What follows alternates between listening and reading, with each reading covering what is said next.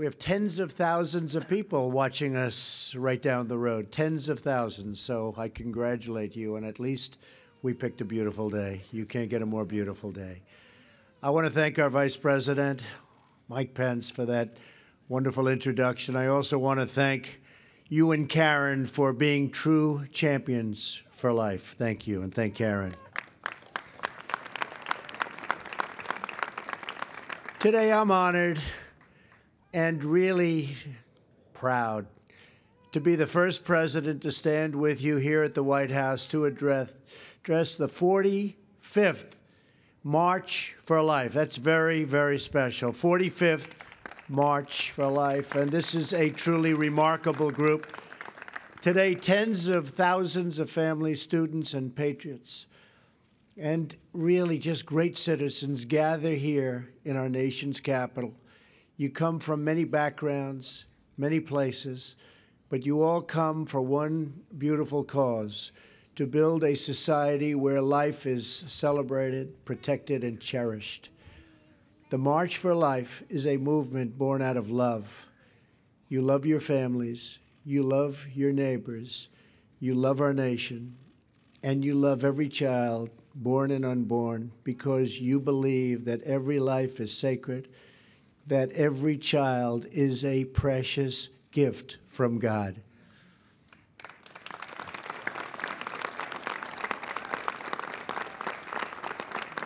We know that life is the greatest miracle of all.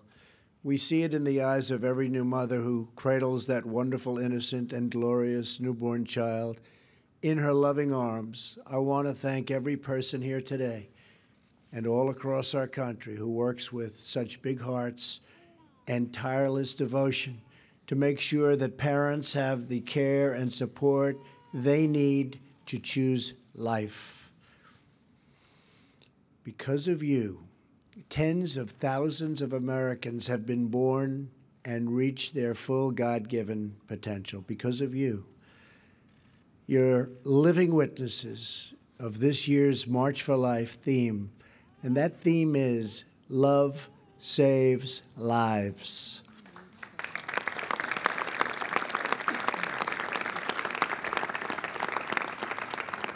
As you all know, Roe versus Wade has resulted in some of the most permissive abortion laws anywhere in the world.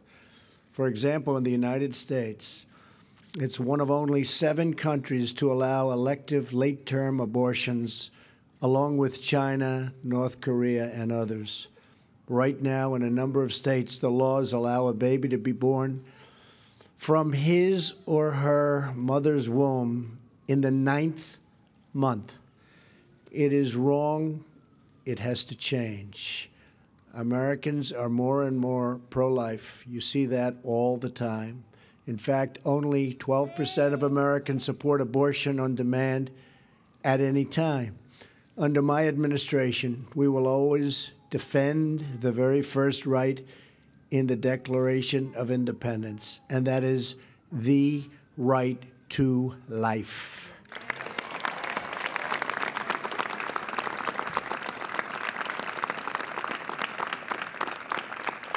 Tomorrow will mark exactly 1 year since I took the oath of office. And I will say our country is doing really well. Our economy is perhaps the best it's ever been. You look at the job numbers, you look at the companies pouring back into our country, you look at the stock market at an all-time high, unemployment, 17-year low, unemployment for African-American workers at the lowest mark in the history of our country, unemployment for Hispanic at a record low in history, unemployment for women, think of this, at an 18-year low. We're really proud of what we're doing. And during my first week in office, I reinstated a policy first put in place by President Ronald Reagan, the Mexico City policy. I strongly supported the House of Representatives' pain-capable bill, which would end painful late-term abortions nationwide. and I call upon the Senate to pass this important law and send it to my desk for signing.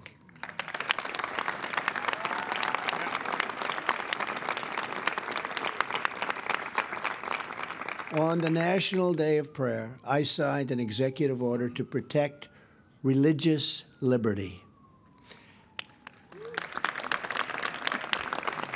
Very proud of that. Today, I'm announcing that we have just issued a new proposal to protect conscience rights and religious freedoms of doctors, nurses, and other medical professionals. So important. I have also just reversed the previous administration's policy that restricted states' efforts to direct Medicaid funding away from abortion facilities that violate the law.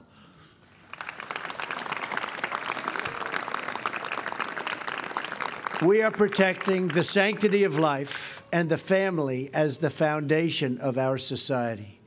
But this movement can only succeed with the heart and the soul and the prayer of the people. Here with us today is Mary Anna Donadio from Greensboro, North Carolina. Where is Mary Anna? Hello, come on up here, Mary Anna. Come. Nice to see you, Mary. Mary Anna was 17 when she found out she was pregnant. At first, she felt like she had no place to turn. But when she told her parents, they responded with total love, total affection, total support. Great parents? Great? I thought you were going to say that. I had to be careful. Mary Anna bravely chose life and soon gave birth to her son. She named him Benedict, which means blessing.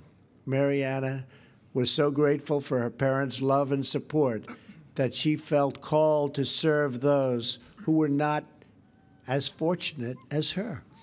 She joined with others in her community to start a maternity home to care for homeless women who were pregnant. It's great. They named it Room at the Inn. Today, Mary Anna and her husband, Don, are the parents of 6 beautiful children, and her eldest son, Benedict, and her daughter, Maria, join us here today. Where are they? Come on over. How are you? How are you? That's great. Over the last 15 years, Room at the Inn has provided housing, child care, counseling, education, and job training to more than 400 women. Even more importantly, it has given them hope. It has shown each woman that she is not forgotten, that she is not alone, and she really now has a whole family of people who will help her succeed. That hope is the true gift of this incredible movement that brings us together today. It is the gift of friendship, the gift of mentorship, and the gift of encouragement, love, and support. Those are beautiful words, and those are beautiful gifts. And most importantly of all, it is the gift of life itself. That is why we march. That is why we pray, and that is why we declare that America's future will be filled with goodness, peace, joy, dignity, and life for every child of God. Thank you to the March for Life, special, special people, and we are with you all the way. May God bless you, and may God bless America. Thank you. Thank you. Thank you very much.